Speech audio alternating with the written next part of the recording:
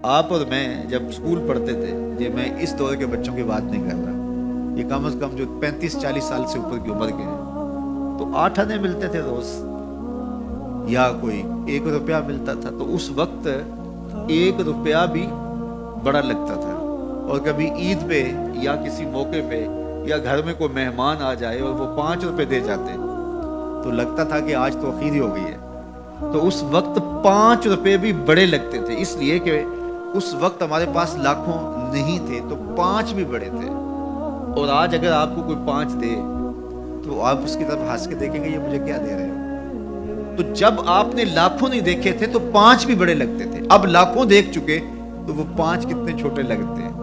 تو آج 60 سال بڑے لگتے ہیں، لیکن جب قیامت کا ایک دن 50,000 سال کا دیکھیں گے تو یہ بہت چھوٹا سا دن لگے گا۔ تو حضرت شیخ ختلی بولے الدنیا یومن، دنیا ایک دن ہے، وَلَنَا فِيهَا صَوْمٌ، اور ہم اس کو روزہ رکھ کے گزار رہے ہیں۔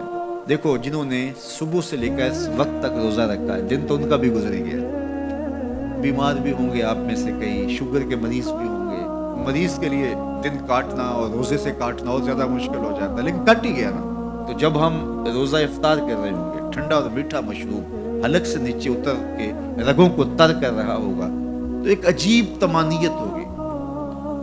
اگر کوئی شخص ایسا ہو جو افطار کے دسترخوان پہ بیٹھا ہو اور اس نے روزہ نہ رکھا ہو اور سستی سے اس نے سارا دن کھاتے پیتے گزار دیا ہو، تو اب جب روزہ کھلے گا تو اس کے دل میں خیال آئے گا یہ ماڑا سا آدمی بھی تو روزہ رکھ کے سارا دن کاٹ ہی گیا ہے، تو اگر میں بھی رکھ دیتا تو یار دن تو میرا بھی گزر ہی جانا تھا۔ لیکن اس کو وہ رسمن ساتھ تو لے رہا ہوگا، لیکن اگر اس نے روزہ نہیں رکھا تو اس کے لیے اس میں کوئی لذت نہیں ہوگی، اس کے لیے کوئی راحت نہیں ہوگی۔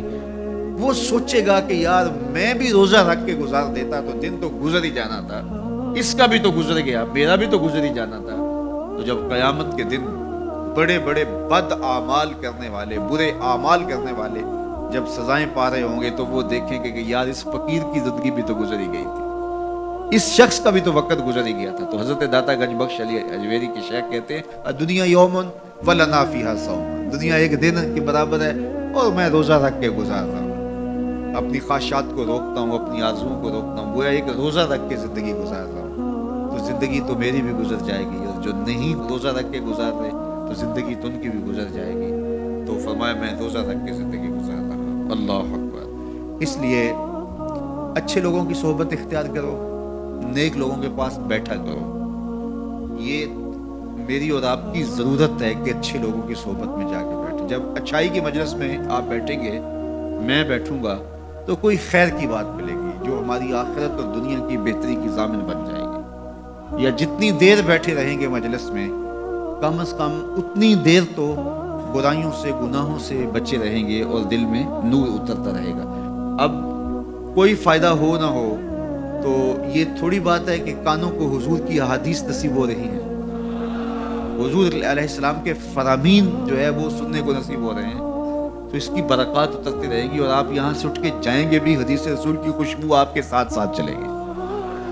تو اسی طرح برے شخص کے پاس بیٹھنے سے یا تو برائی اثر انداز ہوگی، اور اگر نہیں ہے تو پھر نیکی اثر انداز ہوگی۔